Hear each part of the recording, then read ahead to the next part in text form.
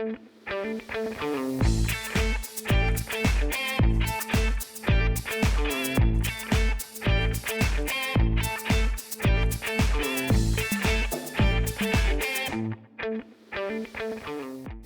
we've all been there, navigating the serious life-altering stuff while also wanting to just scream about the little things that piss us off. And so today we're going to talk about a few of those things with our new friend Daniel. Daniel, man, I'm so excited. We actually have not ever conversed until now. We've shared a couple of text messages and emails. I'm so excited to have you here. Yeah, thanks a lot for inviting me on. I was honored actually to be on and to speak with you. And of course, meeting Jenny was great and can't wait. I've been really looking forward to this. Yeah, me too. Me too. We had a lovely conversation before we got started. And so, just so the listener knows, Daniel was a guest on Unholier. He was a part of the IFB deconstructing. I'm sure we'll talk about some of that. But to hear his full story on that end, I'll have the link to Jenny's show, Unholier, with Daniel in the show notes. So, y'all can check that out as well. Because this show will be a little different. Of course, we probably will touch on a few things here and there because that was such a big part of your life. But Oh yeah. but so before we get started in that, would you do a little bit of an introduction? Yeah, so my name is Daniel. I grew up in the IFB, the Independent Fundamental Baptist Christian sect, you might think of it as. Of course, some of us think of it as a cult rather than just a sect, but for sure, I grew up in there, went to Bible college, and got into the ministry. And then eventually, some things happened where I pulled out of that. And I've since then deconstructed and essentially consider myself like agnostic, atheist, like around there. And that is part of what has made me, but that's not everything. And we've also things, people that have been through things like that have also lived lives. Like it's not on our mind all the time. I'm just so happy to be able to speak to you about that and everything else that life brings us. Yeah, absolutely. And I think it's so important too, Daniel, that there's stigma that comes around trauma, period. But especially with men and especially straight men. Like straight men are taught to, when something happens, you fight it out in the front yard and then you forget about it. And that's what leads to drugs and alcohol and suicide and all these things. And then when a gay person does it, it's because we're a feminine slur. And if there's one thing in the world that does not discriminate, it's trauma.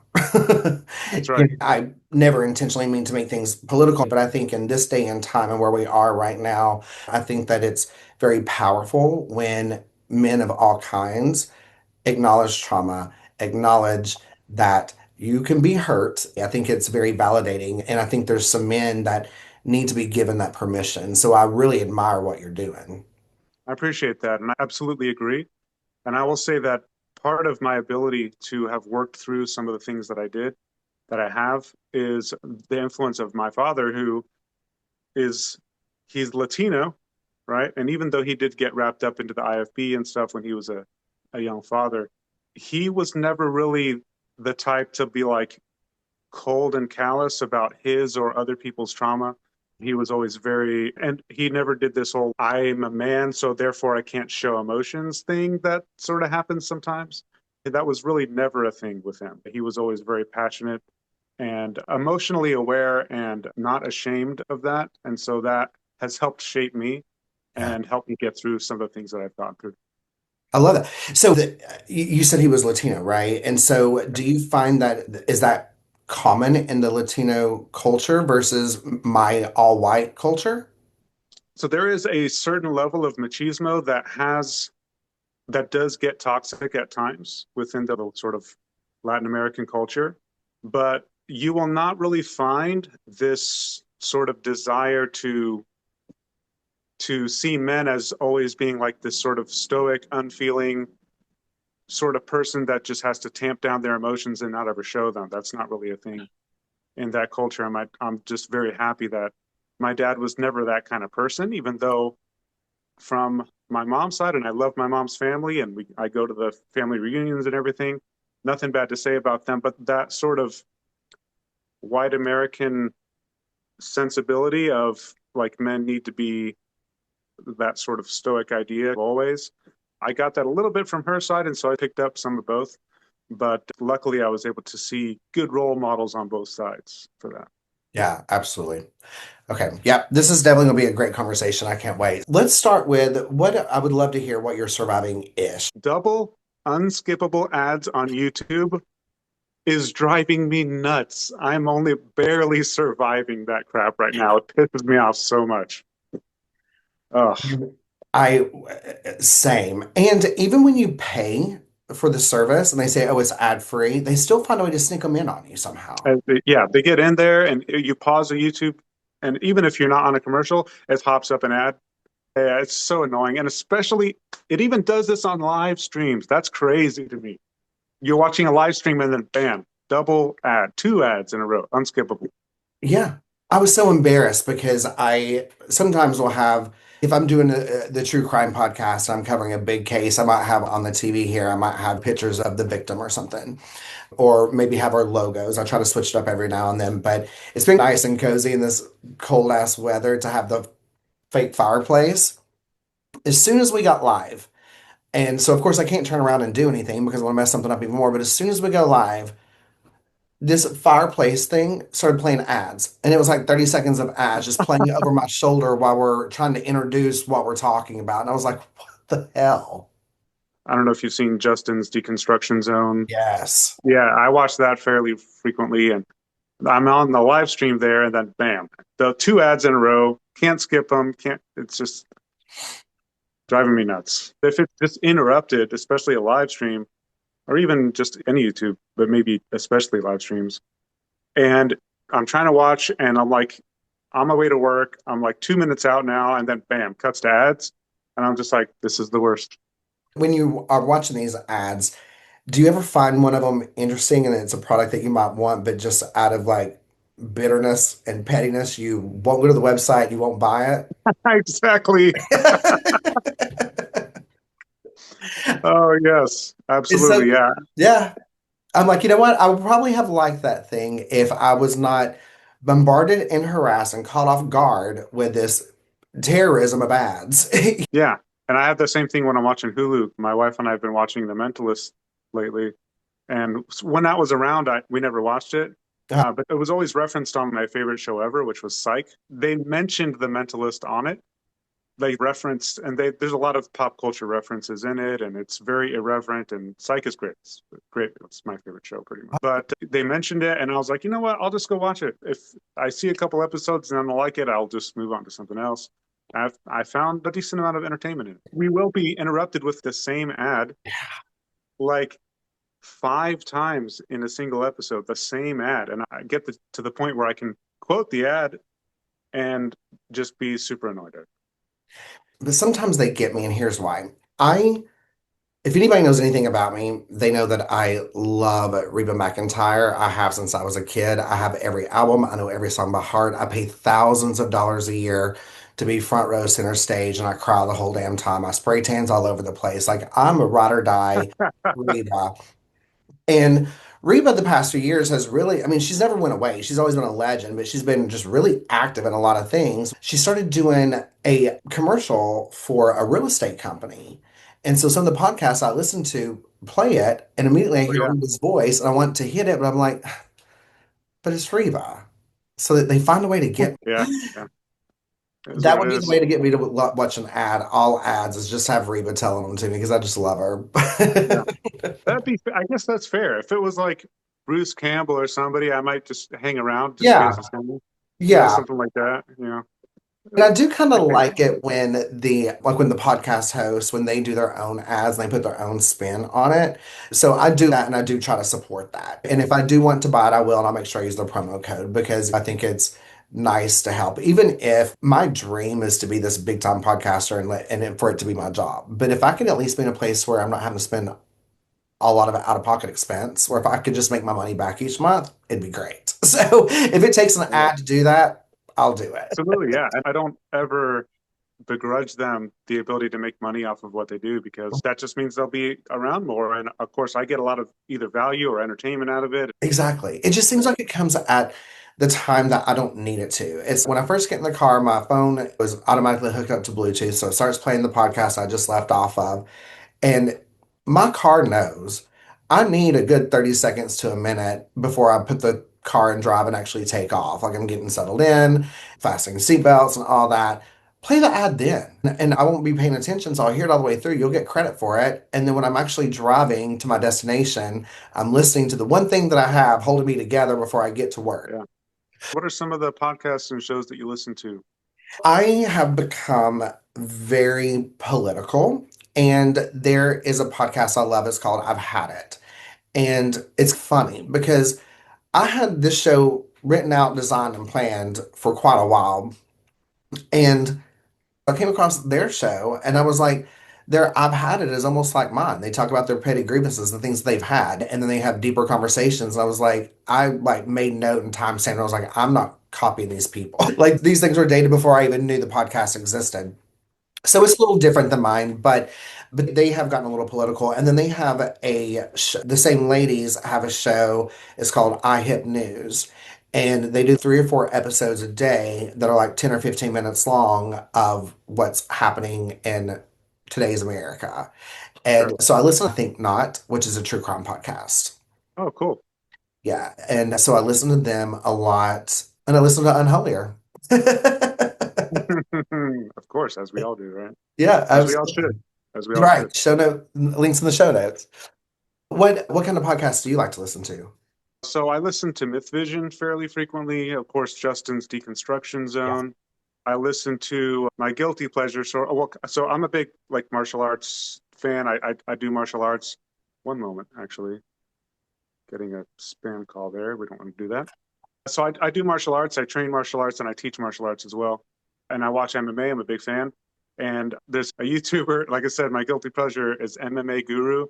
And he does live streams during fights and he will come up with videos almost every day. And he is absolutely completely unhinged. And sometimes I'm like, okay, that joke probably went a little far. We can chill out or chill out. But he's very funny. He's a British kid. He's very funny and he's very knowledgeable about MMA and the things that happen. He's very clearly a hardcore fan and he's got a lot of interesting things to say, but he does go a little overboard on some jokes sometimes. So he needs to chill out on that. But I still Yeah. do listen occasionally. And then, like I said, Myth Vision, Dr. Joshua Bowen's Digital Hammurabi YouTube has some good information on there. Let me think. I think those are the major ones that I watch now. Interesting. I really like Justin from what is this called? Deconstructive Deconstruction Zone, like Construction Zone, but Deconstruction Zone. Yes, I'm horrible at names, but I really like him, and he's going to be a guest on Unholier as well. And Jenny has been on his live stream a couple of times. that's how I heard about her. Oh, nice. Okay, great. Well, so you had mentioned, and then I'll give my ish, but I would like to have your thought on this. You had mentioned how you pivot back and forth maybe about whether you're atheist or agnostic. Did I understand that correctly? I don't know if the distinction is outdated, but some people used to say if you're an atheist, but you don't take like the hard stance, like there's definitely no gods or anything like that. If you take more of that, I don't currently believe in any, I'm open to evidence, but I doubt it. I'm not saying that there's definitely none. I'm agnostic about the idea, but I currently don't believe. And so, in that sense, I'm an atheist, but you might put the agnostic adjective on it almost like an agnostic atheist, like that. That's basically where I've landed. Yeah, that's exactly where I'm at. And sometimes it changes. And even when I'm editing Jenny's show Unholier, sometimes I hear people talk and I'm like, I could listen to them. I could be a part of, like, I could believe what they're saying and listen to them and understand why they believe. And the next time I turn on TikTok, I hear someone else. I'm like, yeah, this is why I don't. And so I would pivot back and forth between the two. I think I'm most comfortable right now with saying, that I'm atheist, but I really appreciate because I say the same thing. Like I don't believe, but I'm open-minded Sure. to those conversations. And just because I don't believe, I'm not going to knock on your door and tell you you should be an atheist. I want people to believe in a higher power, whether it's there or not. If it brings them comfort and it is what helps motivate them and get them going, as long as it's good used for the good, then I'm all about it. Yeah, it's more about, or I let maybe say less about some of the particulars about which tradition, which religious tradition you prefer, and Yeah. more about how it affects the way you treat people. Yeah. Yeah. So I was talking to someone. She's actually going to be a guest on the show. I'm recording with her tomorrow, and she has deconstructed from IFB, and but she still believes that she's found a new relationship with God and her God. And she and I were having a conversation because she's one of those that I'm open-minded to listen to her and to absolutely be fully respectful and to try to relate in some kind of way. And she asked me, did you have a moment that you were like, all right, I give up? And I took some time to think about it. And of course, I don't think there's just that one moment, but I remember my biggest thing was I kept being told to fear God. And there was all these ultimatums. He seemed like such a narcissistic asshole to me. A And I bully, wanted pretty to, much. I hate sin, but I'm going to put it in you, and it's your job to get it out. And if not, then I'm going to catch you on fire. And so, of course, I never believed all that was true. But this whole like fear God, and I was like, I'm not going to spend my life afraid of something. I'm not doing it. And so that's when I broke away from it. And so many of us actually have lived our lives in that sort of fear. And of course, as I say, indoctrination is a hell of a drug. I've been there. And that's one of the reasons why I do have some patience for people who are still in the IFB or in some sort of fundamentalist version of whatever religion that they like to participate in. And because I've been there, I know how they're thinking. I've been there before. And it's very sad, of course, to see people stuck in that mindset and not willing to listen to other opinions. A lot of them really are very insular as well. Like they don't want to hear anything outside of their very specific sect. Like the IFB, if you're reading a book and it's not basically by an IFB pastor, unless it's sometimes they'll be okay with fiction and stuff like that. Like some of them used to preach against Harry Potter and some of them didn't. Blah blah blah. Who cares, right? But if you're reading a book that's religiously related at all and it's not by an IFB pastor or maybe even a specific type of IFB pastor, it's very clicky. So if it's not within your clique of IFB pastors, you shouldn't be reading it at all. And it's very weird because that just insulates them from any other opinions. And I always did have a little bit of an issue with that. And I'm glad that I was able to look at other opinions and think about things eventually. It took a while, right, to break through the indoctrination that I had, but I'm glad I at least had the curiosity to start looking elsewhere. I think that's why they don't want us to, they want to monitor what we read and what we intake because the curiosity, eventually we're going to get tired of the same answer being God has a plan. If God has a Mm. plan, then why am I praying? If it's already planned and laid out, why am I praying and asking for things? We already know what's going to happen. Why am I Right. wasting my, he's busy, I'm busy. Like, why are we doing this? Yeah. So it's like anytime that I would come with a question, it's like, that's God's plan, or you just have to believe. And there's all this toxic positivity that comes with it to just those political answers that are like a bunch of words that are not answering a question. And then you Yep. feel bad because now, God's watching you and he hears that you're doubting him and that's a sin and you're going to be caught on fire again. It's like every time I turn around, I'm being caught on fire and I'm done with it. Every time I turn around, I'm back in hell. And then Yeah. finally, I realized, you know what? If hell is filled with people like me, it can't be that bad of a place. The worst thing is there are people who, especially the people who are on the predestination side of things, like some of the Calvinists and even people who are not strictly Calvinists but lean that way, is they believe that even babies can go to hell who never did anything wrong. And I'm like, if that's the truth, I'd rather be with them. Right. This is a deity that is evil. This is not a good God, a good, divine being.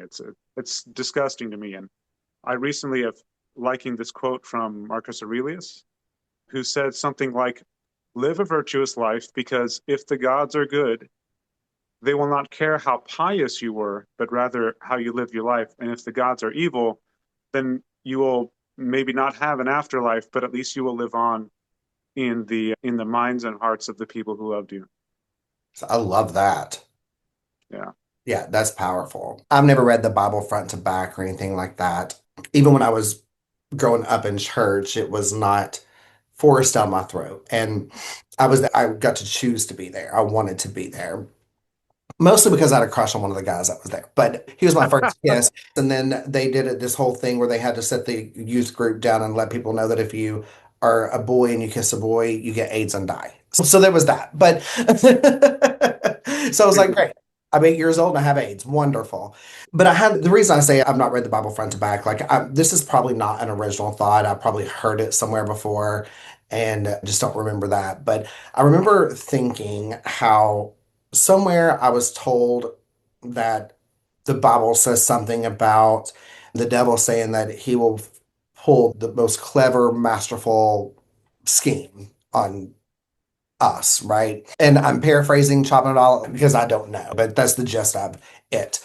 And I thought, what if the Bible that we're reading is not from God, but from the devil? What if like he's tricking us and making it because he seems so mean? Right. One of the early Christians was a guy by the name of Marcion, and he was denounced eventually as a heretic. But his initial idea was that there was an evil God who was essentially responsible for the things that were done in the Old Testament, and that when Jesus came, he was sent from like the true good God, and that it was like basically a different thing. Now, of course, you'd have to squint at certain things to make that fit, but he definitely had his own ideas about that that make a lot more sense. That him and the Gnostic ideas that came around that are similar, for sure. Yeah, there's some things there that would appeal to me for sure if I Yeah. still was inclined to lean that way. Yeah. But yeah, when I had that thought, I was like, that makes so much sense as if the biggest scam was that this book was that we've been following the devil the whole time. And some of us have broken away and because I had told you before we hit record that with me as an atheist, I live more by the biblical rules than the Christians that I know. I want children to be fed. I want adults to be fed. There's this whole thing about SNAP right now, the SNAP benefits. Like, I pay $36 a year for SNAP benefits. I'll be okay if one person falls through the cracks and buys something that they shouldn't. We're gonna be fine. You know what I mean? Like, Yeah, I yeah, want yeah. it's I want everybody to have food. And there's some people that will be okay with nobody getting food because that one bad person. And I don't know. We can go on all, I guess we're just going to. We're going to go on all kinds of tangents, but that's Yeah, the point of the yeah. show. Okay, so here's my ish. And it goes back into the podcasting thing, the commercial thing. And I'm on like this busy highway and I had pulled out heading to the bank and I hear sirens but I can't see the sirens anywhere. And come to find out, it was the podcast I was listening to. They were playing a clip from the news that had a siren in the background that wasn't even supposed to be there. It would just happen to be caught in the background from this live broadcasting they were doing. But Wow. like, I, those things, I, the people behind me had to be pissed off. I didn't know if where I needed to pull over at. And I kept thinking, like, that happens to me a lot. Yeah, you're like, where? Yeah. Hear Okay. sirens. Yeah. Or have you listened to any podcast or anything and like maybe say they forgot to turn off their notifications and you hear a ding and you're looking at your phone and you're like, that's not one of my notifications, but obviously there has to be one. You don't know what it is. So you're trying to find what this ding was on your phone and come to find out it was on the recording of the podcast you were listening to. Oh, yeah. Yeah. Yeah. So Doesn't bother me that much, but I can definitely see how it could for sure. yeah. And it's one of those things too. And you know how my job is stressful and most all of our jobs are stressful. And it's a time of year where I'm dealing with families that don't know from one day to the next if they're going to be able to afford to stay or if they're going to have food to eat. And I try to do things, but I can't afford, obviously, to pay for everybody. So I try to do whatever I can, however I can. And so it's one of those things where you've had a stressful day, you want to get in your car, you want to listen to your podcast and just forget about the world for a minute. And then you hear sirens because immediately I'm like, is that an ambulance going to my Right. hotel? Has someone been hurt or is there a cop? Am I getting pulled over? And because it's just that one thing that's going to like nail and coffin kind of thing that's just going to set the domino effect of shit just piling up. Right. Yeah. And for me that day, those sirens, that's what it was. Yeah. Yeah. That's fair. I sometimes have that idea if I'm on the road and I see like an ambulance. I'm a manager at a poker room, Oh, and I've had to occasionally get police involved or kick somebody out or whatever. And it is what it is. I'm working tonight I'll probably have to kick somebody out tonight. Hopefully not. Hopefully everybody will be on their best behavior, but Oh, if I got to do it, wow. I got to do it. And sometimes when I'm thinking, I'm like, man, is that headed to the poker room? Is there something I should know? Wow. That I bet you have a lot of stories with that job. I I bet you come do. across some great characters. You know what the funny thing is? Okay, speaking of stories from jobs, I do have a few good ones from poker to the poker room specifically. However, a job that I had for a much shorter time, two jobs actually, that I have more stories from them. So a job that I worked for about a year, I was on a blimp crew. I was on the crew of the MetLife blimps that used to be around that had Snoopy on the side of them that would follow Oh golf a lot yeah. and stuff like that. Yeah. I was on Snoopy one for a good while, and then I was on the DirecTV crew for a while. I Oh was even wow. run over by a blimp once, so that I can pretty confidently say that I'm the only person in the world who's been run over by a blimp and Because survived you're at least. here and you're good. That's Yeah. hilarious. Like And what it was the DirecTV blimp too, which was one of the big ones. It's enormous. how does that happen? Okay. How does one get ran over by So I have to give you a quick rundown. Okay. The way that blimps work and the way that it's set up when you're out, because normally a blimp is not in its hangar, it's usually traveling, just traveling. And wherever we set up shop is like at a particular, like some sort of private airfield or something like that. Let's say if so I'm in the Jacksonville area. If we're here in Jacksonville and we go to one of the municipal airports here, of course, we'll call ahead and set that up and everything. But once we park there, we set up a pole that we have a bunch of cables connected to 6 foot long stakes that drill into the ground and stuff like that, like 24 of them, just like massive amount. And then we will connect the blimp after when it lands to the top of the pole. There's like a receiver there. Someone's got to climb up and help it in and lock it in. There's a locking mechanism at the top and it swivels around and it's very interesting. A lot of stuff you wouldn't even think about if you haven't been on it before.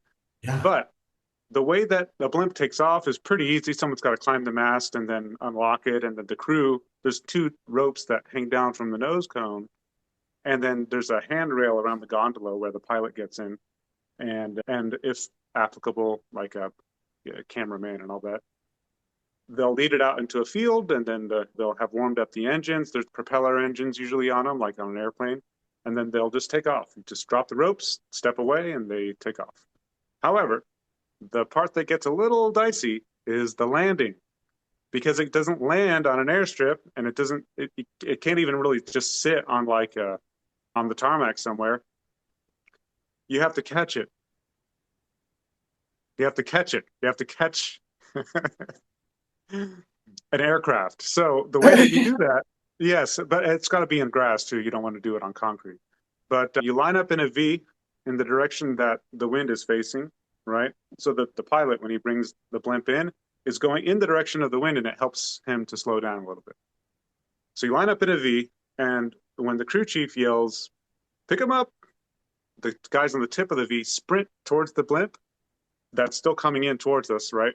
Sprint towards the blimp, towards the ropes, and then you grab the ropes and then you reverse, right? You got to turn around and start running the opposite direction in like a 45-degree angle because you have to come out on the rope, but you also have to keep moving forward with the blimp because you're not going to just be like two people just hold it, right? You're just going to get dragged if that's the case, which has happened.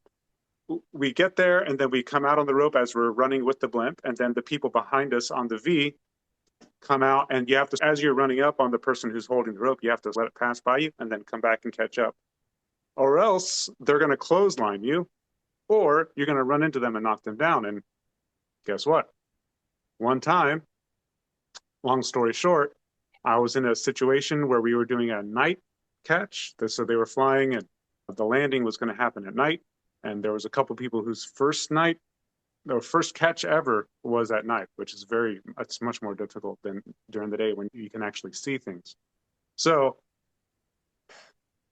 I was coming out on the rope and I just got clobbered, right, by somebody running in who was next in line on my side of the V, and they just boom ran right into me, knocked me flat, and then I cover up like you're supposed to do, and I feel like an impact, boom, on my back. And my first thought is it's the propellers, and I'm dead.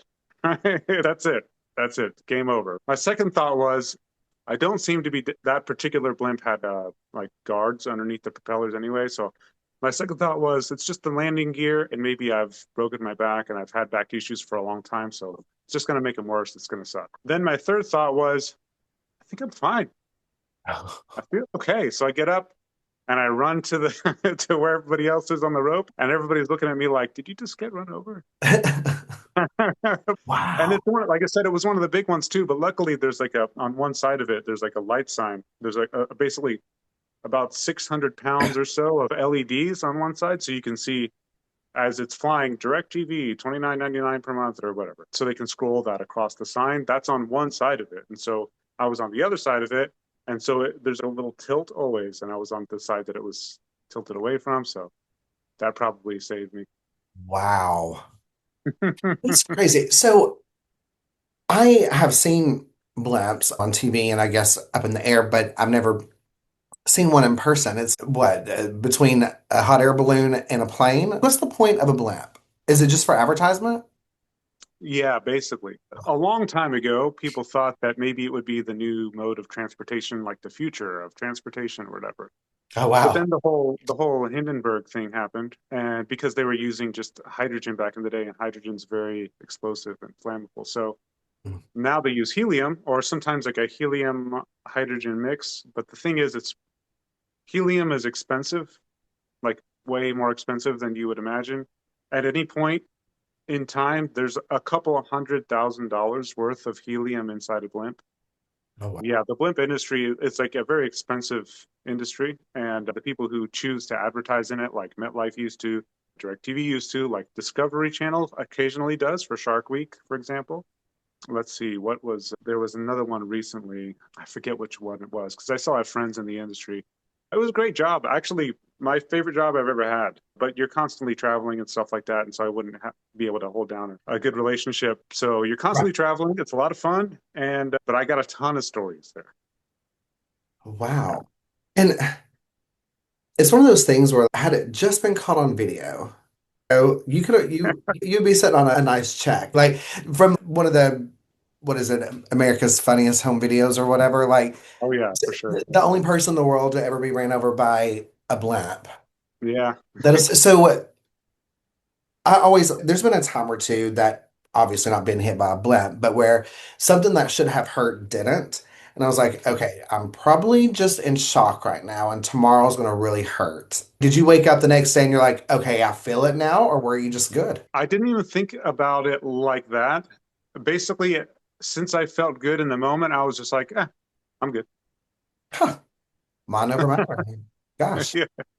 I So, expected to be injured, and then when I wasn't, and at least not apparently injured, I was just like, okay, I guess we're moving on. wow. See, Yeah. good for you because I'd have been like, sorry guys, like I'm going home for the day. I would play that card. Dude, I just got ran over by a blimp. So when I was still religious, we had some trips scheduled to go to Honduras and Nicaragua, and of course Colombia, which is where my family's from, Hmm. or my dad's family, at least my dad's side of the family. So I was able to go there for about a week at a time. Actually, Nicaragua, I was there for 10 days. Oh wow. And my friend, who was the only other English speaker there, got sick during that time. So for a day or two, I had to make my own way with the Spanish I have. Of course, my dad is Hispanic, but I didn't really grow up constantly speaking it, so I was never fluent. But I had learned enough to where I can still stumble around through a conversation when I need to, and I have people that I'll just speak to. And of course, when I speak to my grandparents, my dad's parents, I'm always speaking Spanish with them to Yeah. the extent that I can, of course. I guess the reason I brought that up is because I had some experience of leaving the country, and that Mhm. was, I thought, really useful for me and helped Yeah. in a way to see the world in a different way from different people's perspectives, and also from even when you speak to somebody from a different culture who has a different language is almost like a different mode of thinking. Like it almost, when you learn other languages, it opens your mind a little bit to the fact that you might be asking questions that you wouldn't have even thought Yeah. to ask at all because they just aren't in your mind. Or you might be exposed to a way of thinking that you would have never been exposed to before. This is within the US, of course. But when I went to, a few years ago, I went to visit some Navajo friends of mine who I went to Bible college with, and they have family who still speak Navajo and stuff like that. So that was really cool to meet with them, to speak with them. And they were very hospitable to me. And learning, just seeing things from other people's perspectives and people who are from a slightly different culture, or maybe people from an entirely different country, different language, and all that can really be eye-opening and builds a richer experience and perspective of the world. Yeah, yeah, It's sad because I love being exposed to other cultures and stuff like yeah, that, and people who have generally really appreciate it. yeah.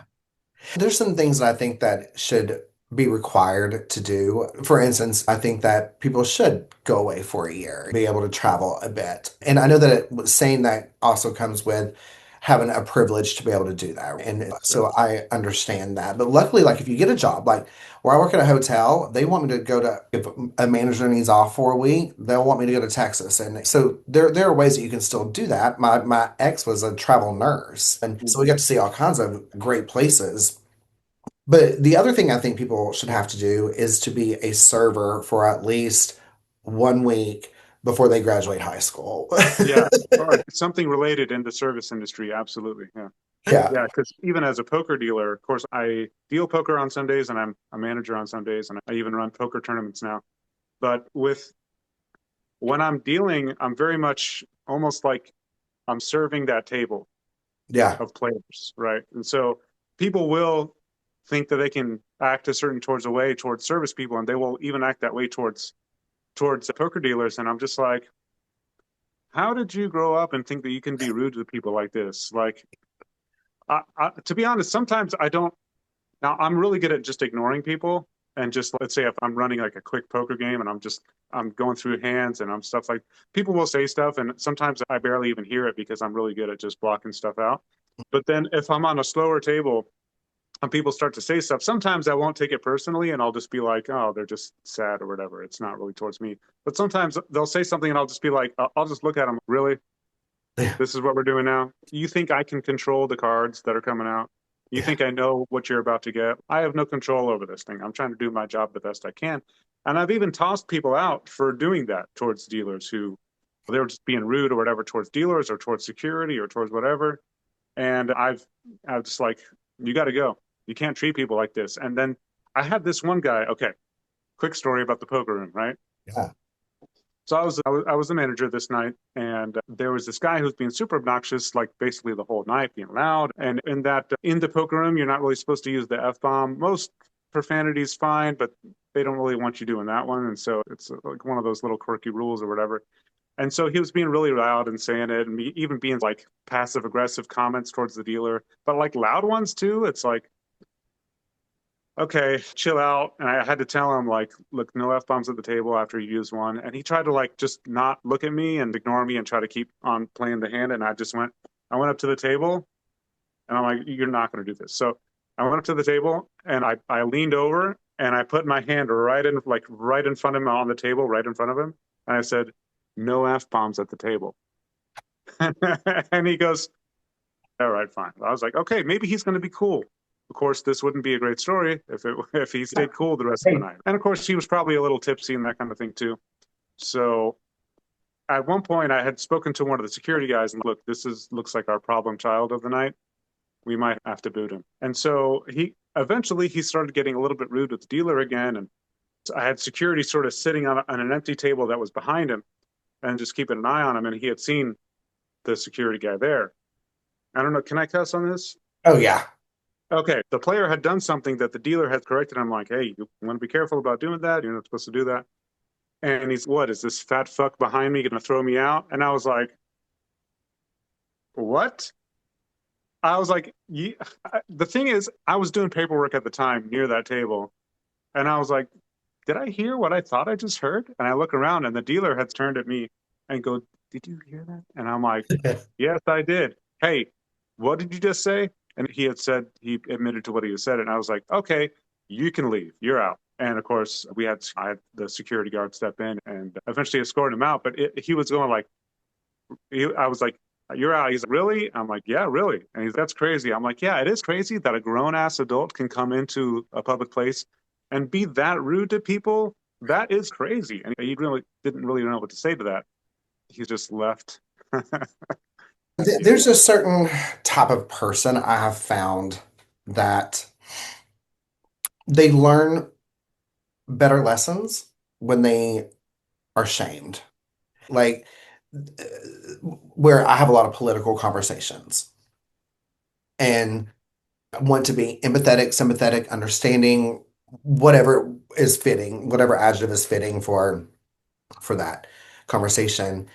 But you can't with certain people on a political side. Like I've Sure. learned that when you shame them a little bit, then they're like, oh wait. Like they're taken aback and they start thinking. It's kind of when you watch those old soap operas or movies and you have a person that's just screaming and going irate, they're mad and they're emotional, and someone just slaps them and they snap right back into reality.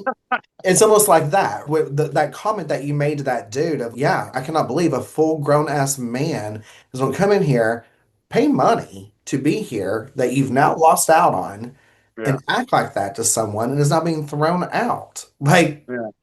you, when you shame someone like that, like he probably still remembers that. He probably thinks about that. He might be on a podcast telling that story of the At greatest least, lesson he learned. yeah, we can hope. And I haven't really seen him too much since then, but yeah, I don't mind kicking people out if they're going to be rude to the people who are like essentially serving them, whether it be one of the poker dealers or an actual server who's coming to take orders, like one of the cocktail waitresses. And I appreciate that. I've never been the kind of person that, like, I've always been some kind of leader in my jobs. And of course, most of the time, all the time, I've always had a leader as well that I have their corporate rules I have to go by. But I do not believe that whole, like, a guest is always right. And Uh, that, so therefore, we can talk about your waitress's breast. No, it's not gonna I want my team members to defend themselves, stand up for themselves, come get me if you need to, or someone else. I won't tolerate it.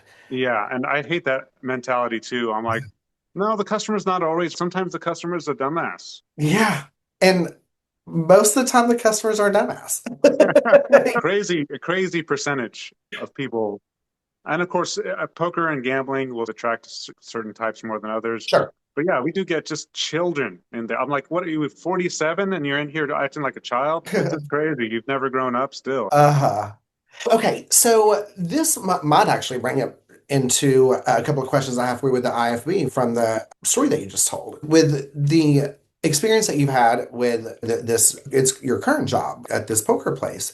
Would you have been allowed to work there when you were in the IFB? No. No. That would have been very frowned upon. Now, I was still in church when I started working there several years ago, but I wasn't like a poker dealer. I was working in a different capacity there. And I think people were like, okay, it's in a poker room though, so it's not great, but because you might have some bad influences there. You got to make your money or what. Some people knew and they were just, I get it. It's not ideal, but it is what it is.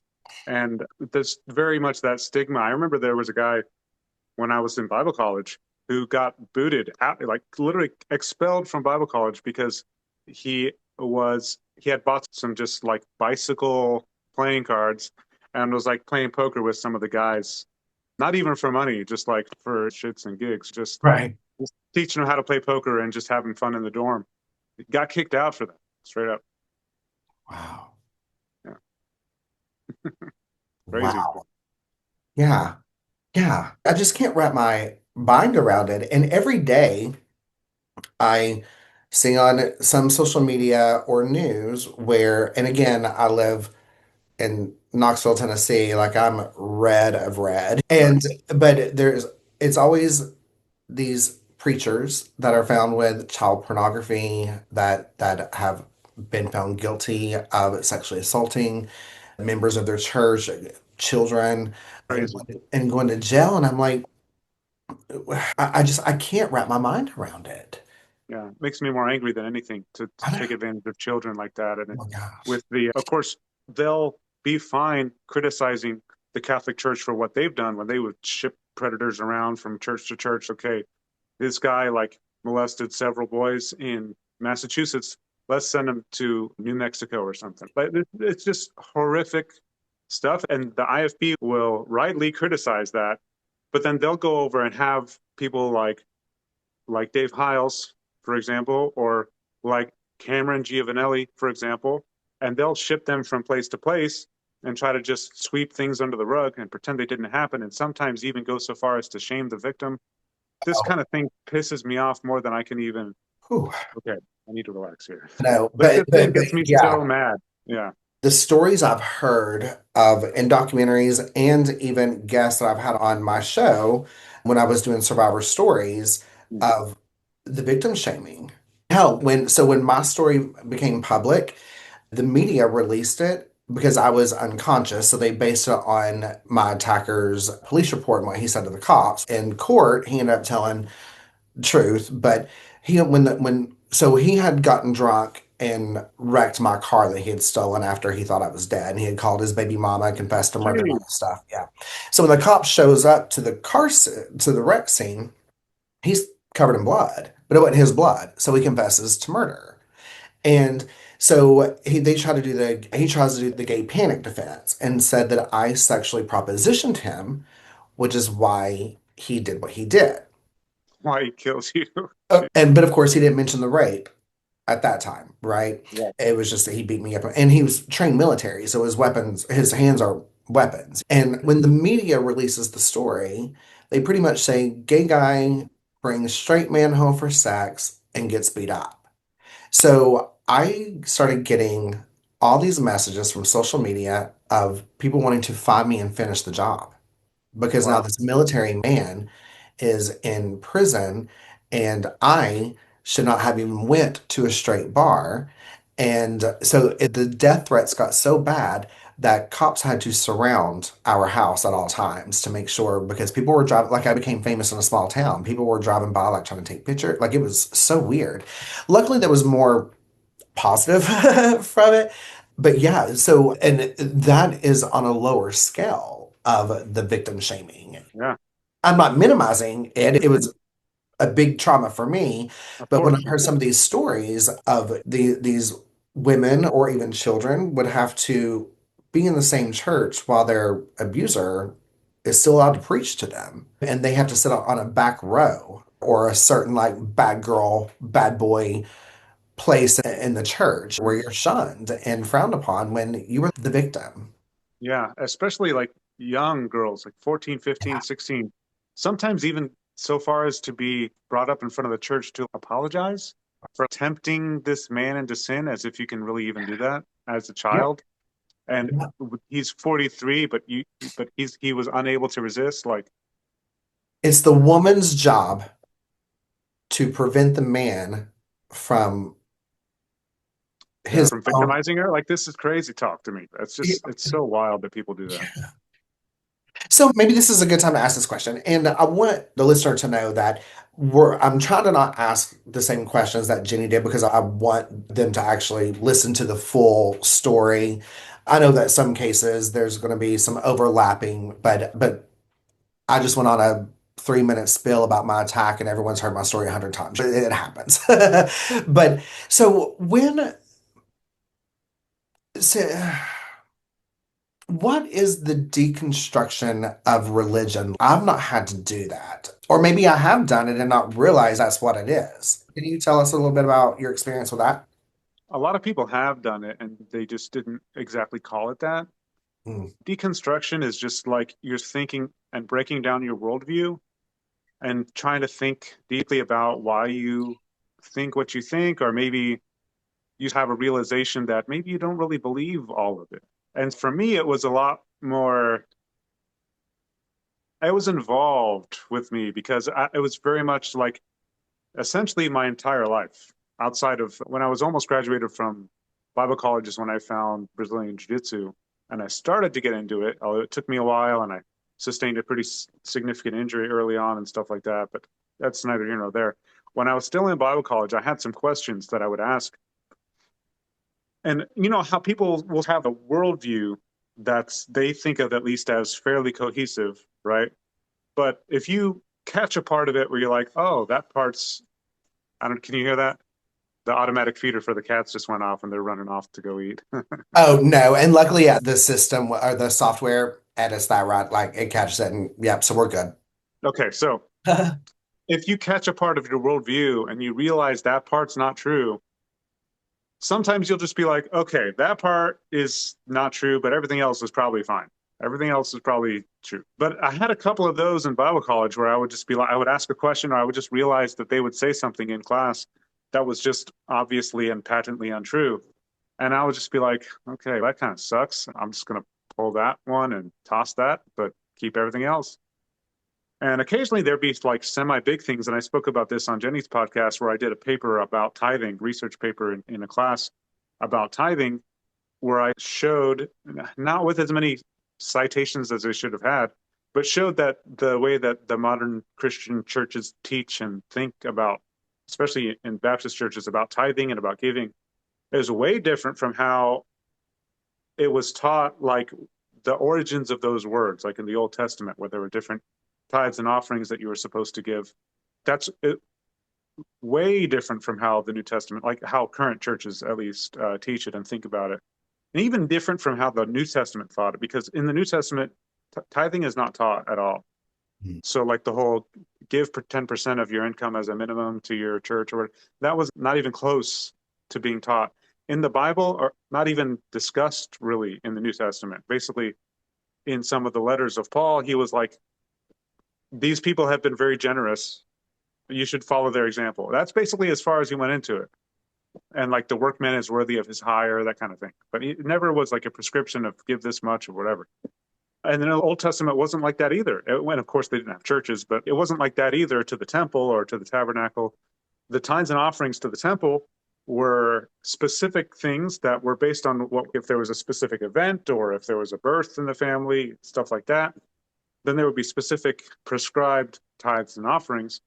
It was nothing like how it's currently taught. And I came out with that paper during a Bible college, and I was like this close for me to getting expelled from just for that. And I didn't say anything that was unbiblical. They could not tell me why I was wrong either. They could not. They Oh, just, of course. yeah, they couldn't even explain why I was wrong. They were just like, you're obviously wrong. That's it. That's the end of the story, basically. And I went into the story more on the Unholier podcast. Yeah. So then let me ask you this. Did during doing this research, did you find where it is biblical for these mega churches for their preachers to have private jets? Did we find in the Bible by that is okay? Yeah, Why do they have nowhere. private jets, man? That's crazy. Especially, I don't know if you've seen the what's this guy's name? The guy who looks like the guy who was asked about a private jet that he bought from some rap star or something like With the that. blue eyes. Yeah, yeah. Like he looks like he's possessed or something, right? What's his name? He was like they called him the COVID preacher or whatever because he's like, COVID-19. I Uh-huh. cast you out and that kind of Yeah. thing, right? Yeah. It God, was I the can't think of funniest his thing. name, but I know who you're Yeah, talking I'll about. think of it later and I'll just be like, oh yeah, that's that guy. Yeah. Oh, he'll come up on my feet now that we're talking. Oh yeah. With the deconstruction, did you go into it thinking, okay, I'm going to break away from this and I will absolutely rebuild because was your goal and your heart and your mind still set on, I will find my way back to God. There is a God. So there was a moment for me where a big piece, like you take a little piece and you throw it away and keep everything else. There was a point where a big piece fell, and that was it. That was at that moment I realized that I didn't believe anymore, and I was probably wrong about everything. And I had to rethink what I thought about a lot of things. Honestly, almost everything. Even politically, I'm a little bit different from how I was at the time. I lean libertarian, but that's neither here nor there. But like I'm not really easily pigeonholed into a particular world, like a particular political view. So like there's some things like from one side or from the other side or from a different side that I'll just be like, okay, I agree with that and that kind of thing. But for the religious thing, once that big piece fell, I remember I was in the house, my dad's old house, and I was standing in the kitchen listening to a podcast. And then somebody said something that sort of made me realize, because in my mind, I always had this idea of there's some things I just know. I just know that God is real. I just know that the Bible is true. I just know it. I can't 100% prove it, but I just know. And then people were discussing some sort of somewhat surface level philosophical ideas that made me realize, oh, yeah, people don't just know anything. That's not really a thing. You don't just know. Either there's a reason why, you strongly believe something, or there's not a reason. Maybe you were not, maybe there's a good reason or a bad reason. There's always a reason, but maybe there's a good reason you believe that, and maybe there's not a good reason. But you don't just know things. And so I was like, that was it. I had questioned enough things in the past, and that was enough to like tip over another domino. That sort of just all the dominoes just fell after that, like almost in that exact moment. And I was like, whoa, was I wrong about everything my entire life? And so I tried to pray and I tried to do research and look for other reasons to believe and stuff, but every reason I found was worse than the last one. And I eventually learned, of course, I had gone to Bible college, graduated, was in the ministry at the time, and because I've been in like choir. I've led music before. I was mostly in music ministries, but I had also been on like what they call the bus ministries at the time, taught Sunday school. I was in everything I could be. I used to run services and even preach at like nursing homes and stuff like that. So I used to do as much as I literally could. And then after that, I don't know if I believe this anymore. And so even as I'm realizing that I don't necessarily believe, I'm like, it was so difficult to think about and to talk about because in my mind, I knew for sure that once I tell people this, I'm going to lose my entire family, at least my immediate family, the ones I was actually close to, like mom, dad, siblings. I grew up in a big family, seven of us. I'm the oldest of seven, so I have six siblings, and we always grew up very tight. I don't know if are you from a big family? No, no, Uh, Fair enough. I have one younger brother. Now my brother Okay. has 5 kids, so it's getting bigger. Oh, cool, cool. So I grew up, of course, in a big immediate family, right? And so I knew for sure that I was going to lose my whole family and every friend I ever had. Once this, cause all of my friends were basically church people, right? Yeah, And so I was like, once this happens, I'm losing everything. Like I have nothing to gain from this. This is going to be probably the hardest thing I've ever done in my life. Of course, eventually I came to the point where I feel like I have a very strong personal morality or very strong personal standards for myself. sure. And one of them is I require myself to live essentially what I believe to be an honest life. So I knew for sure I'd have to let them know. I wasn't going to be able to stay in the church. I wasn't going to be able to pretend. I was going to have to let them know and I was going to have to step away.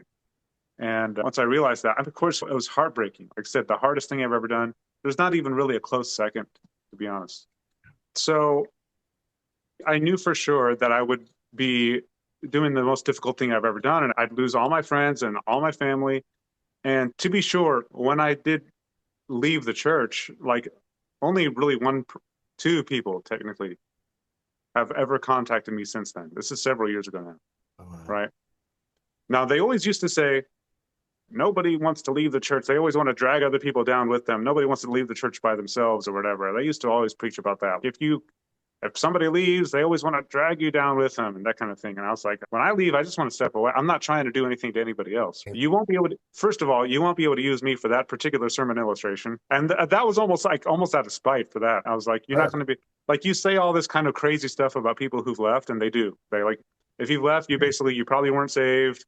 You probably didn't really believe, like all this kind of stuff. They went out from us because they were not of us with thought. And so I stepped away, and then this one particular holiday season, it was the day after Christmas because I wanted to have a good Christmas and still pretend with everybody and have a great Christmas. And then the next day, the 26th, about 4 years ago, I want to say now, I I spoke to my family, basically everybody except for my dad. My dad had already separated. My mom and dad had already separated at the time.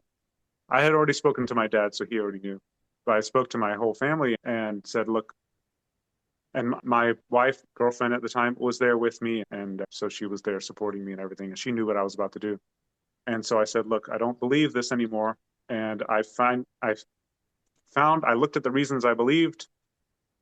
They're not good reasons. And I tried to find better ones and I couldn't find any. I just can't, I don't currently believe that. And I find myself in this sort of agnostic sort of space. And one of my sisters walked out on me. Actually, one of my brothers did as well. My sister didn't speak to me and she wasn't also near me at all for 2 years or a year and a half, something like that. She just would not. would not see me, would not talk to me, would not, nothing. And I was probably closer to her than I was with almost anybody else in my family because she and I were in the music ministry together. And we used to sing duets and stuff like that a lot of times. And we would even be invited. We were both on a tour group, a traveling singing group in college Oh, wow. together. And then sometimes we would even do special music in churches where she would play piano and I would sing, or she would play and sing and I would sing with her. Oh, wow. She's very skilled musically, especially when it comes to piano, and she can even sing better than me too, which I feel is unfair, but it is what it is. She walked out, didn't talk to me for like a year and a half. She wouldn't see me, nothing. I had another brother walk out on me. He eventually was able to speak to me. Funny enough, my sister, the one who walked out, her husband, who was my roommate in college and who was also a pastor's son, an IFB pastor's son, took it a lot better than she did. He was actually very gracious at the time and still is. I've got nothing bad to say about him. If I was going to join an IFB church again, which I never would, because that just is like you can't help being crazy because the things they believe are just nuts. However, there's maybe two. I've met dozens of IFB pastors. He's one of that guy's dad is one of the two that I would trust to be a decent man. Oh, wow. Only two. There's basically none others who I would say this is a good man. He's just very misled.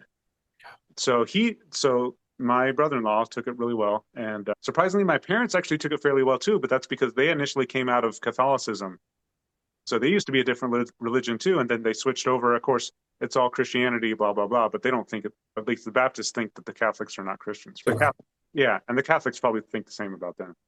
At least the hardcore ones. Sure. So they left Catholicism to become Baptists, and so they were a little bit understanding of that sort of process of questioning what you had believed and what your self identity was and all this kind of thing. And so they were a lot more understanding of it. But yeah, at the time, it was like there was a lot of things I had always questioned. And eventually, when everything fell, it was very difficult at the time. But the things that sort of made me think about it was that there was just a few things one of the things that fell for me initially was, and before I even fully be converted, was the fact that people call the Bible the Word of God. Now, here's the deal is the Bible speaks about the Word of God within books in the Bible. However, the Bible didn't exist at the time. Therefore, they're talking about something else. Yeah.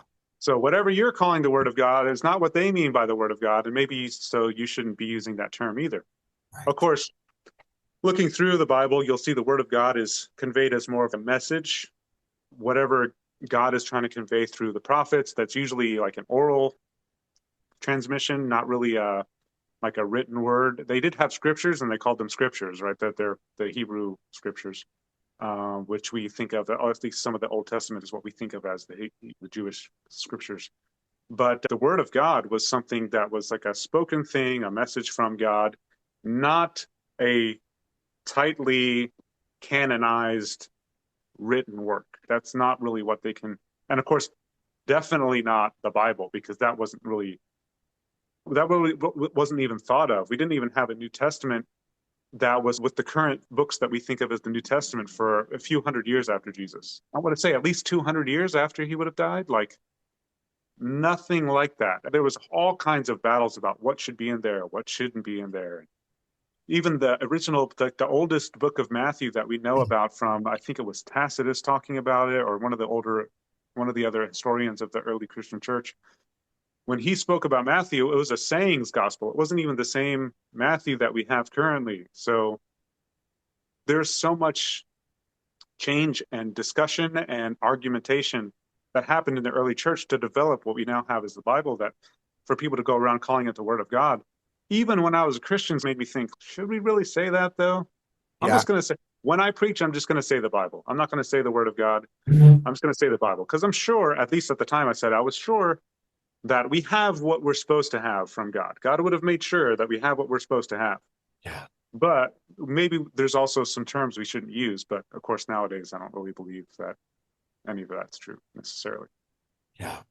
That's very interesting. And here might be where I'd insert a video that Jenny sent to me today, it's talking about homosexuality within the Bible and how I think it was like 1946, 47 is when a updated new version or whatever, I'm probably not going to use the right terminology, came out. And then some like college scholar was like reading it and doing some research and they were like, you're using this word incorrectly. And he gave all the information on it and they were like, they took a vote. Like these Bible people took a vote and they're like, yeah, you're right. We're using this incorrectly. It could be dangerous and misleading to people.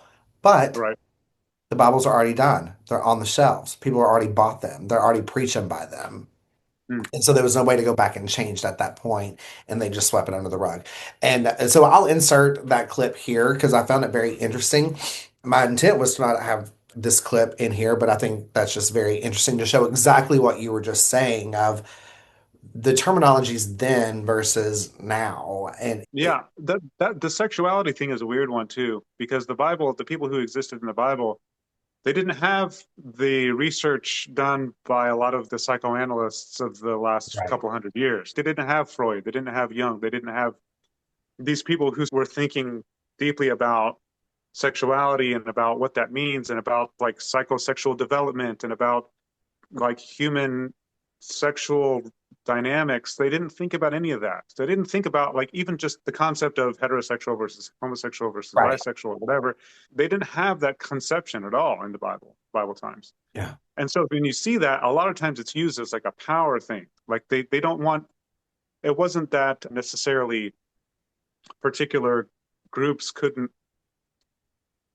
I don't know, be attracted to each other because that wasn't even considered. It wasn't even thought about as a thing. It would just be like, you shouldn't be doing this because it upsets the social hierarchy for a man to do something to another man or whatever. And it's just completely, it's people who are so underdeveloped when it comes to like psychology and especially sexual psychology and the development of that, so far removed from that that they didn't even have a similar conception. And so for us to be taking that kind of thing seriously as a prescription, or especially as like a, they're talking about homosexuality here, right, they didn't even have a conception of that. That's right, ridiculous. Even heterosexuality is not right. a thing that there was even a word of. There's not a word to refer to that because that was an idea that was completely foreign to their whole culture and every culture that existed in the world at the time.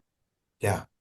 Yeah, in the video that I'll be playing, it says that when they were having this discussion with these high people involved with creating this Bible again, or whatever it is, I'm probably butchering all that up, but they're like, yeah, we're not using the word homosexuality correctly.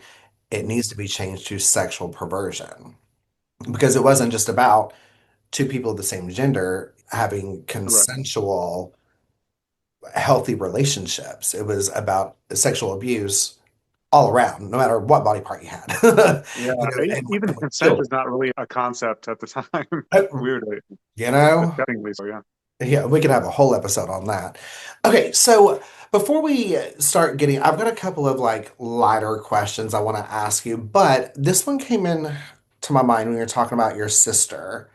And I've heard so many people say like when I've left the church, I have lost family members. And I can almost relate to it because that's the same kind of thought process I would have come out of the closet, right? Am I Sure. going to lose Yeah. my family? Am I going to lose? Luckily, I didn't. My family is amazing. I didn't know hate existed until 10 years ago when someone tried to murder me. You know what I mean? I've Right. had a great, healthy relationship with my family as a gay man.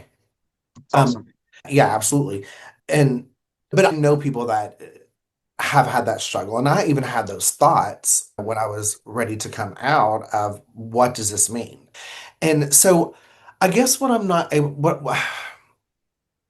I've never been able to get an answer to this is you didn't tell your sister that you were this horrible person. You didn't tell her you were a Satan worshiper. You didn't tell her that she should not Yeah. believe in God. You didn't tell her that you've had that sexual assault attempts on people and done all these bad things that, you know what I'm saying? So for her to shun you just because it doesn't change your character. Of course not. Yeah. And I would even say that even now, the way I live is very similar to the way a lot of Christians live, except I have a higher expectation of how I treat people and of my own personal morality Yeah. than a lot of even Christians do. And so I would even say that I'm a better behaved Christian and a better at least in my mental life, a better person than I was at the time, for sure. Yeah. Less judgmental, try to be more kind and conscientious, and try to, but also try to call people out when I think they're not doing something right. But especially specifically when people are harming other people, that's the biggest thing that for me, that I don't even really care exactly where you fall in the political spectrum or even what political spectrum you think exists to begin with. How do you treat people? Because I don't know some people that say crazy stuff politically or whatever, but in real life they treat people well, or people that will be like the kindest person on social media, but in real life they're dickheads. So I don't really like. So I've encountered that, and I've developed my own ideas of this. But specifically about when I left, the fact that she that somebody could think the same things they did and know the same things that they know, for someone to be in that position and then question things to the point of not believing them anymore is so earth shattering for them that they almost can't handle thinking about that. Yeah. They have to just ignore it. And for her, it was just like, I have to ignore it by leaving. I'll just walk out because I just can't deal with this. And she honestly, that's the thing. And they still don't want to talk to me about it, by the way. They don't want to speak about it. They don't want to ask me questions. They haven't even gone so far as to try to bring me back in. I'm almost a little disappointed. I wish they would speak to me a list because at least I would have some interesting questions for them. I don't even need to argue. I don't need to debate. I can, but I don't need to. I'll just have some questions for you. But they don't even want to hear that. It would be Do you difficult. think, because you know them, obviously, I don't, but there's been certain conversations I've had with people, regardless of the topic, but especially when it comes to politics, religion, and her, but politics and religion. Do you think that they're not trying to get you back into it because they already know and they're afraid of having these questions and these thoughts and the fact that you all were so close and you moved out of it, that maybe there's that thought inside of her head of, is this real? She's not able to get past the guilt that the church puts on her for having those thoughts, and so she's having to keep you out because you would almost influence her to think about things that she's afraid to think about because she knows she's going to change her mind on where she stands. Am I asking correctly? Yeah, no, that is a good way to think about it. Although I think that the way that she would think about it and that they would think about it in their minds would be framed as, I don't want to go there and put myself in a position where I'll be corrupted or influenced by the devil in some way. Because in their mind, if someone's unsaved, if someone's not a Christian, they can be influenced by the devil a Yeah, lot more than any Christian could. yeah, Yeah. So they don't want to, they just want to, of course, subconsciously, it's a protection mechanism, right? They don't want to do something that's going to potentially shatter their entire worldview because that's what it did to me. Completely shattered it. My entire worldview was gone in a moment. And you'll have that whole realization of my life is a lie kind of thing. Like when Neo's leaving the Matrix or finds out that he's in the Matrix to begin with and all that. So my whole life, my whole reality is a lie. That is the experience that I had. And it's very painful, like insanely painful to deal with. And especially when you realize I'm not going to keep my friends or my family probably either. Now, luckily, since then, most like they're a lot more understanding and they're a lot more accepting of me and that kind of thing. Of course, the church people still don't really want to talk to me for the most part. They haven't reached out except for those two that I mentioned. One of them only ever reached out to say, God put me on God put you on my heart to pray for you. Just wanted to let you know. I'm like, thanks. Yeah, thanks. Appreciate that. And then another guy said, hey, let's go out to lunch sometime. I'd like to chat if you don't mind. And I have gone out to lunch with him, and it's been interesting because I had some questions for him too, and he had nothing really. But it's almost like he didn't really take me seriously. I'm like, okay, weird flex, but okay, I guess you're not really, this is not sinking in at all. Okay, yeah. fine. Wow. But Well, I cannot wait to hear the full, because I know that you go into different details and give us the whole detail of, or a lot more details of your experience. And so again, I'm going to have the link in the show notes. So I want to ask you, and this may be fun. Sometimes people get a little stumped on it, and then they'll call me like after the recording. They're like, okay, I know what my answer is. But is there anything that you did that was almost rebellious after you deconstructed? Is there something that you felt like you had missed out on before, and then you realized that maybe it was not that bad at all after all, and you went and done it? It's like a rebellious act. Okay, so that's a good question, actually. But for me, the way that the IFB, their purity culture ideas are so insane, insane. But I was actually deconstructing out of that before I left, like, even the Baptist faith. Like, I was still in it, and I already tried to understand like what the Bible was referring to, and then what the sort of what their ideas of sexuality were. And the way that I understood it was just like realized that the way that we thought about sex and the way we thought about sexuality and romance and everything was so different from how the people in the Bible thought, that it's almost like you're using the Bible as like a proof text for your preconceived ideas, Yeah. but you're not actually going to it as the original source for your ideas, or else your ideas would be totally different. Even the concepts of fornication and adultery are so different from what we think about it as today. Of course, we think about it today essentially as fornication is people who are not married having sex with each other, and they're not married to each other or anybody else. And adultery is when at least one of them is married because they're cheating on their spouse or whatever. In the Bible, Jesus said, at least in the KJV, it's worded like this: you are not allowed to get divorced except for the case of fornication, which already is, you can't commit fornication if you're a married person in the way that we think about it today. So what is he talking about? Adultery would be if you cheat on your spouse once. Fornication is like a habitual cheating on your spouse. That's what he's referring to. If you, now, of course, in real life, feel free to leave anybody who cheats on you or violates the boundaries of your relationship. That's not, I'm not, yeah, I'm not going into my personal views on that.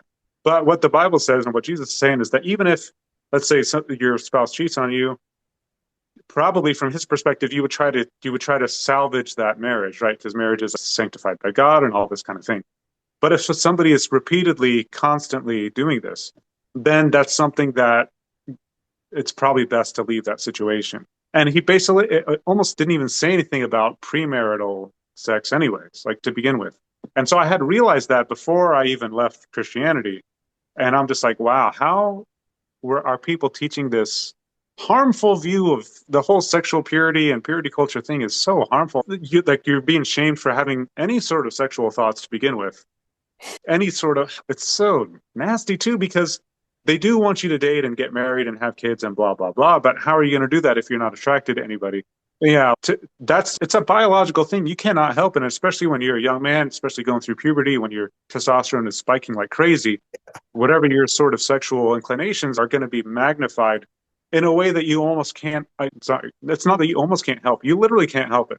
Yeah. Like you are doing that, and it is biologically set in you. It's not something that you have control over, nor really should you try to tamp it down and restrain it and pretend it doesn't exist and all this kind of thing. It's so harmful for your development. And I know it harmed my development. Now, luckily, I'm out of that, and I was able to think through all that. And I'm married to a wonderful wife, and we have a great marriage and a great relationship physically in all the different ways. Right. But it was so harmful initially for my development that it took me quite a while to understand the mistakes that were made and the harm that's being done in that situation. It's sad, honestly. It's sad because the shame that's around it Yeah. is incredible, and it's so unhelpful. It doesn't help you to like feel deep hurtful shame about your desires. That's what does that help? Does that really help? It's a completely unuseful, it's immoral in my opinion, and it's just a terrible concept. And yeah, I already left it before I left religion. Yeah. So I was already, in my mind, that's the rebellious things you were talking about. I had already left that idea before I left Christianity. And now alcohol is another big one, and drugs and that kind of thing, but I'm not really interested in a lot of drugs. I've smoked marijuana like twice. I hate the smoke. It makes me cough like crazy, and so I just don't do it. I don't like It's it. not I'm pro marijuana. I think it should be legal. absolutely, yeah. I just personally don't like it for myself. Likewise, yeah. And I've had a marijuana gummy before, and I didn't really feel that much from it. So I was like, Now, I I don't care. did have a pot brownie, and that was really good. And I liked that because so after my attack with the brain injuries, am prescribed Adderall. And so the reason I tried to start smoking is because I would have a hard time falling asleep with all the Adderall. And so I would need something to kind of level me out and bring me down. And so I was like, maybe if I just took a couple of hits at night, but I hated it. A couple of years ago, a friend of mine was like, let me make you a brownie. And all you have to do is just take a pinch of one. And Yeah. I did that, and this brownie lasted me for a week, and I have never slept so good in my life. That's amazing. Yeah. That's amazing. I need some of that because I've lately, over the past couple of months, have just been having terrible sleep. I'll have one night where I can't fall asleep for 4 hours, or I'll wake up after 3 hours and not be able to go back to sleep. And then the third night, I'll have a decent night's sleep, and then it'll just repeat. Very annoying. At that point, you're so exhausted. Yeah. Yeah. Even right now, it took me like, I didn't fall asleep until 10 a.m. Oh, wow. Yeah, like this morning. So, yeah. Okay, so to start bringing this to an end, because I feel like I could talk to you all night, but you have to go to work at some point. You had mentioned in the email that you sent me, and damn it, Daniel, you've got me into this rabbit hole with the malicious compliance. I had never heard of it before on this like subreddit thread. Oh, it's so good. Tell us about this, Daniel. All right. So we were talking about, of course, petty things that annoy us, and I do want to eventually we can talk about the other thing that I mentioned with people giving the people as entertainment, like terrible written stories and characters and all that. I'll go into that some other time. Yeah. That's a whole thing. However, the petty pleasures that I really love are some. Now, sometimes you'll find actually YouTube videos, YouTube channels that cover this, and they'll just tell stories from different subreddits because there are so many different ones that are like so niche that you wouldn't even think. So one of them is called malicious compliance, which is a great one because generally it's about following orders to spite someone. Basically, it's almost like a be careful what you wish for Uh-huh. because it's when somebody, it could be a boss, it could be a parent, it could be a friend who like insists, or just a random nosy person who insists that you do something, and you're like, okay, if you insist, and then it turns out to have like unintended consequences that are very unpleasant for the other person. And so you should have listened to me, but you wanted to tell me to do a particular thing, so I'm complying with it. So be it. And may God have mercy on your soul because I do not. It's Uh-huh. great. I love this subreddit. Malicious compliance. And there's one more that I need to tell you about as well. By the way, go and read those. Anybody who's listening, go and read malicious compliance. It's great. Read that one. And also r/, I don't work here, lady. Oh, okay. That one has. Let me get my pen. That one can. Oops. That R Yeah. slash I don't work here, lady. Okay, I can't Yeah. wait to check that out. What It's Jeannie, so good. what Jeannie and I do sometimes, and maybe you can join us on TikTok Live, is sometimes we'll just try to have a fun night on TikTok and we'll do like the Am I the Asshole and read some of those. And so Oh, yeah. you should join us and we could read some of these and talk about them. That'd be funny. I was thinking when I started reading this, I was like, I do this and sometimes I don't know and that I'm actually doing it. It's just my response to things. And so I was thinking, so we have to go to the bank for work every night and do a night deposit. Well, a couple of weeks ago, they decided that they want me to go back in the morning to get the deposit slip. So I'm going to the bank twice a day. So I started keeping a log of my mileage, my gas, how much it's cost me, how much time it takes me away from the office. I'm in submitting it. And I'm like, you owe me this money. And they've now decided that we do not need to go get the bank deposits.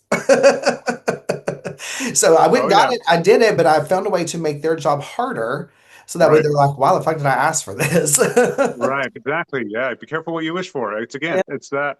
I remember there was a story about somebody, like somebody getting injured and at school, and they went to the school nurse and or the yeah the school nurse, and I think and the nurse had somebody else that they were dealing with, and they were like, hold on, I don't want to talk to you right now, I can't talk to you, blah blah blah. And this person's wrist is like bent the opposite way and like just all mangled, and they're just like, okay, if that's how you want to be, then I'll just wait my turn then, huh? Then like 30 minutes later, it's 3 times the size. The nurse is freaking out and stuff like that, like, why didn't you tell me? Or something is on fire. There was another one where like the school was like, something was on fire and the school was about to be caught on fire. And so they went to the principal's office and they were like, or the vice principal or somebody was like, shut up and don't come in yet. Go outside and knock and then wait until we answer. And they were just like, okay. Okay. Meanwhile, like stuff is catching on fire and they eventually tell them and they're like, why didn't you say so immediately? I literally tried and you yelled at me. So shut up, basically. I complied. Yeah. Yeah. I love it. I love that. And man, I really appreciated this conversation. And I know that we didn't get into everything that we had even spelled out, but I feel like you'll be a recurring guest. And I think we go live on TikTok. I would love for you and Jeannie to go live and we can talk about some of this stuff. And I feel like you're going to be like, it's going to be an ongoing conversation with you, which I really appreciate. And Of course. Yeah. so I have one last question for you that's just a rapid fire question that has nothing to do with any of the topics that we discuss. I pull it out of the ish bowl and I just ask whatever it is. And so the question that I Okay. pulled today for you is what's the one household chore you would happily pay someone any amount of money for you to never have to do it again? Cleaning the cat's litter box. I'm sure. Do you have Yeah, one of the that's automatic cleaners?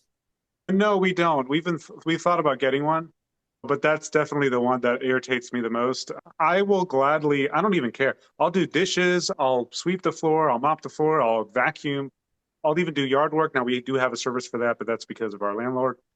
I'll do just about anything that's a chore, but I'm not really about this whole cleaning the cats. I'll do it. It is what it is, We right? have You to know? do it. But Yeah. so I've got two when I was thinking of this. Like, I do a couple of things just half-ass. Like, I don't mind to load the dishwasher. I hate unloading it. I don't mind to Mm. wash and dry the clothes, but I hate putting them on hangers. I hate folding them. And because I have my closet very organized, it's all color coordinated. The shirts are polos, button ups. And so I'm like, it is a chore. And if I could just leave it in this basket, which means they're wrinkled. And so sometimes I think, should I just throw this shirt away and go buy a new one? That way I don't have to even worry about washing it anymore. But then that's as if I have a shit ton of money to do that. So I don't mind to do the first beginning steps of things and then I'm Right. But yeah, the dishes thing, I can definitely agree with you with because I'll wash dishes all day. I don't yeah. really want to dry them and put them away though. Oh, wow. Plus, my wife has specific places she wants to put things. Yeah. I'm like, look, put whatever you want, wherever you want. I don't even want to be involved. That's completely, we'll leave that as your domain. And so it's wherever you want it to be when you go to cook or when you go to make food or anything like that. It's going to be wherever you want and you go ahead and put it away. I don't want to even want to deal with it. And But yeah, and what's the other one? You said laundry. So now for me, I'm a very much like as soon as my clothes are dry, I've got to start folding and putting away like right away because or else they're going to be wrinkled. And that irritates me enough. But my wife, on the other hand, she does the washing and drying and then she just puts it in the hamper and she doesn't want to do it unless I'm like I have to get on her. Look, yeah. put those away. Go and fold those now and put them away. Or else you're not going to do it for another 3 days. And Can I she's tell you like, something yeah, yeah. horrible about me?